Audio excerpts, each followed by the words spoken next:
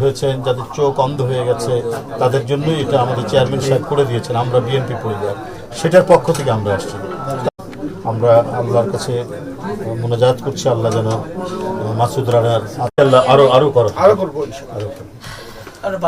আপনি তো এমনি গৃহবধূ, কোথাও কি চাকরি করেন?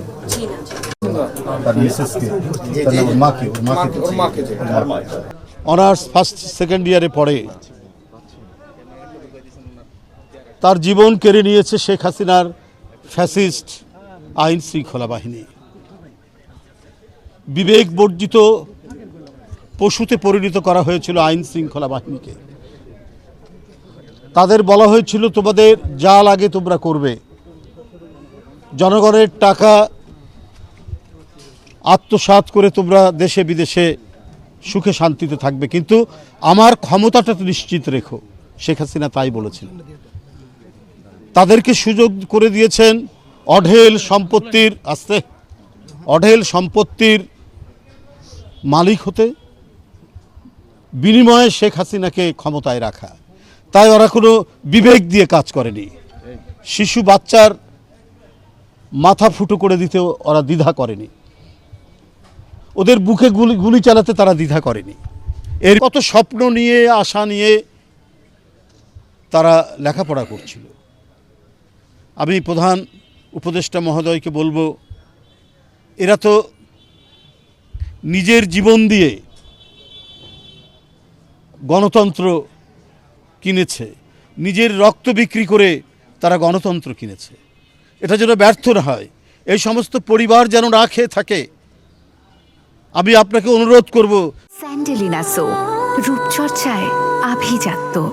যেসব পরিবারে শহীদ হয়েছে তাদের যদি কেউ ভাই অথবা স্ত্রী যেই থাকুক, তাদের শিক্ষাগত যোগ্যতা অনুযায়ী তারা যেন কোনো সরকারি কাজে তাদেরকে লাগানো হয়, কোনো সরকারি চাকরি যেন তাদেরকে দেওয়া হয়।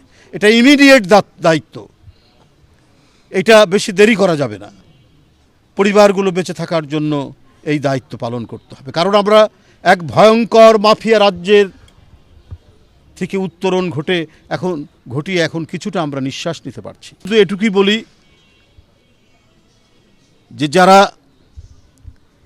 এখন প্রশাসন পরিচালনা করছেন, প্রতিদিন আমরা কিন্তু কিছু না কিছু আমরা কথা শুনতে পাচ্ছি যেগুলো অত্যন্ত দুঃখজনক। একটি বিপ্লবী সরকার, পৃথিবীর দেশে দেশে দেখেছি বিপ্লবী সরকার খুব দ্রুত গতিতে, তড়িৎ গতিতে বিষাক্ত রক্ত বের করে দেয় সমাজদেহ থেকে, রাষ্ট্র থেকে। তো বর্তমান অন্তর্বর্তীকালীন সরকারকে তো আমরা একটি বিপ্লবী সরকার বলি। তাহলে কি করে এই সমস্ত ভয়ঙ্কর দুর্নীতিবাজ, টাকা লুণ্ঠনকারী এরা কিভাবে এখানে অবস্থান করতে পারে? 2014 থেকে 17 সাল গোটা পৃথিবীর মধ্যে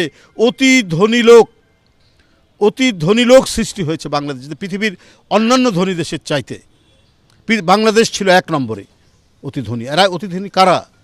যারা বিদ্যুৎ উৎপাদনের নামে টাকা লুট করেছে, যারা মেগা প্রজেক্টের নামে টাকা লুট করেছে, যারা পদ্মা সেতুর নামে টাকা লুট করেছে, একের পর এক যারা টাকা লুট করেছে, তারাই আজকে আঙ্গুল ফুলে কলা গাছ হয়েছে। নতুন করে ফ্যাসিজমের আত্মপ্রকাশ হবে, এইটা তো জনগণ চায় না। জনগণ চায় শেখ হাসিনা অন্য দেশের সাথে যে চুক্তি করেছে, সেই চুক্তিগুলো বর্তমান অন্তর্বর্তীকালীন সরকার প্রকাশ করুক। কোন দেশের সাথে কি চুক্তি করেছে, সেই চুক্তির মধ্যে বাংলাদেশের সার্বভৌমত্ব স্বাধীনতা কিভাবে বিক্রি করেছে, সেই চুক্তিগুলো, সেই অসম চুক্তিগুলো কেন এখন পর্যন্ত জনগণের সামনে উন্মোচন করা হচ্ছে না? এটা যদি উন্মোচন করা না হয়, তাহলে বর্তমান অন্তর্বর্তীকালীন সরকারের তাদের যে দক্ষতা, তাদের যোগ্যতা নিয়ে মানুষ প্রশ্ন করা শুরু করবে। এই পরিস্থিতি যেন তৈরি না হয়।